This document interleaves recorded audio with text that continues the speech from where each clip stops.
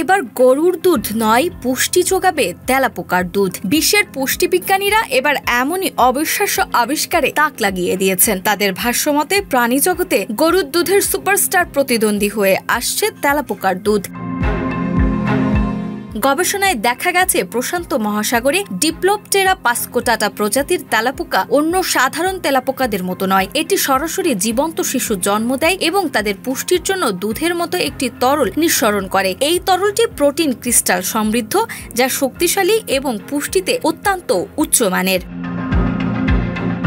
ভারতের institute for stem cell biology and regenerative medicine এর গবেষকরা জানিয়েছেন, একটি মাত্র ক্রিস্টালই সমপরিমাণ গরুর দুধের চেয়ে 3 গুণ বেশি শক্তি প্রদান করতে সক্ষম। এই ক্রিস্টালগুলো পূর্ণাঙ্গ প্রোটিন, যা প্রয়োজনীয় অ্যামিনো অ্যাসিড, লিপিড ও শর্করা ধারণ করে এবং ধীরে ধীরে শক্তি মুক্তি দেয়। ফলে এটি দীর্ঘ সময় ধরে পুষ্টির উৎস হিসেবে কাজ করে।